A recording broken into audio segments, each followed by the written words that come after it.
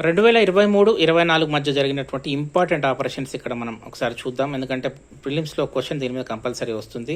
So ఇటీవల చేపట్టినట్టు operations గమనిస్తే మొదటి ఆపరేషన్ వచ్చేసి ఆపరేషన్ ఇంద్రావతి. ఇక్కడ చూడండి. సో హైతీలోని భారతీయుల్ని కాపాడేందుకు చేపట్టిన చర్యనే ఆపరేషన్ ఇంద్రావతి. సో హైతీలో భారతీయుల్ని ఎందుకు వెనక్కి తీసుకొచ్చారంటే హైతీలో ఒక ఇంటర్నల్ వార్ జరుగుతుంది. అంటే వాళ్ళ దేశంలో ఉన్నటువంటి కొన్ని వర్గాల వాళ్ళు ఏం చేస్తున్నారంటే ప్రభుత్వం మీద తిరుగుబాటు ప్రకటించారు. ప్రస్తుతం హైతీ ప్రెసిడెంట్ హెన్రీ అతను తన పదవికి కూడా రాజీనామా చేస్తానని ప్రకటించాడు. అక్కడ పరిస్థితులు బాగలేవు కాబట్టి అక్కడ ఉన్న భారతీయుల్ని వెనక్కి తీసుకురావడానికి తీసుకున్న చర్య అంటే చేపట్టిన ఆపరేషన్ ఇంద్రావతి హైతీ గుర్తుపెట్టుకోండి. Operation Ajay next. ఇది ఇజ్రాయెల్లో చిక్కుకున్న భారతీయులు. ఇది మనం రెగ్యులర్గా న్యూస్లో చూస్తున్నాం కదా. పాలస్తీనాకి ఇజ్రాయెల్కి వార్ జరుగుతుంది. సో పాలస్తీనాలో హమాస్ అనే ఒక వర్గం ఉంది.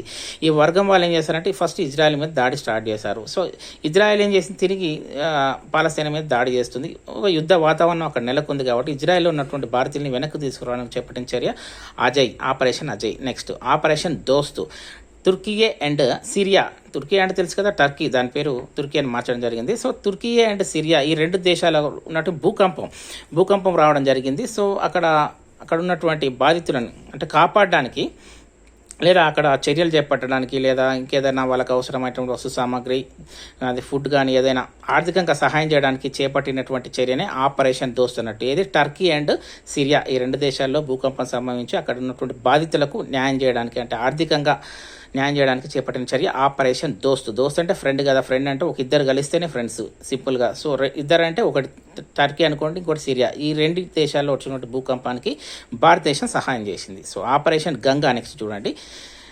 ఇది ఉక్రెయిన్లో భారతీయులను వెనక్కి తీసుకురావడానికి చేపట్టిన చర్య. సో ఇది తెలిసిందే మనకు రష్యా అండ్ ఉక్రెయిన్ మధ్య యుద్ధం జరుగుతుంది. ఆల్మోస్ట్ 2.5 years అయింది. 2022 ఫిబ్రవరిలో స్టార్ట్ అయింది. ఈ వార్ ఇంకా కంటిన్యూ అవుతుంది. సో ఉక్రెయిన్లో ఉన్నటువంటి భారతీయులను వెనక్కి తీసుకురావడానికి చేపట్టిన చర్య ఆపరేషన్ గంగా. ఇంకోటి గమనించండి, ఇప్పుడు నేను చెప్పేవన్నీ చూసే ముందు మీరు వరల్డ్ మ్యాప్ అట్లాస్ ఓపెన్ చేయండి. అట్లాస్లో ఈ దేశాలు ఎక్కడున్నాయి ఒకసారి చూస్తూ ఇది వినండి, మీకు ఎప్పటికీ గుర్తుంటుంది, ఇంకా ఈజీగా గ్రాస్ప్ చేసుకోవచ్చు.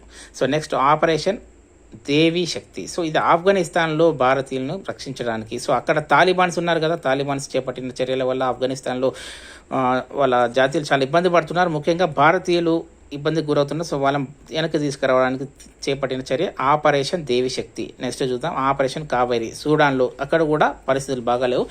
సూడాన్లో ఉన్నటువంటి పరిస్థితులు బాగాలేవు కాబట్టి అక్కడ ఉన్నటువంటి భారతీయులు, అక్కడ ఉందామని వెళ్ళినటువంటి భారతీయుల్ని వెనక్కి తీసుకురావడానికి చేపట్టిన చర్య ఆపరేషన్ కావేరి. సో ఇందులో నుంచి ఒక క్వశ్చన్ కంపల్సరీ రావచ్చు. 1-2 సార్లు చూడండి. వరల్డ్ మ్యాప్ చూస్తూ ఈ దేశాలు ఎక్కడెక్కడ ఉన్నాయి ఒకసారి చూస్తూ చదివితే చాలా ఈజీగా ఉంటుంది. Wish you all the best.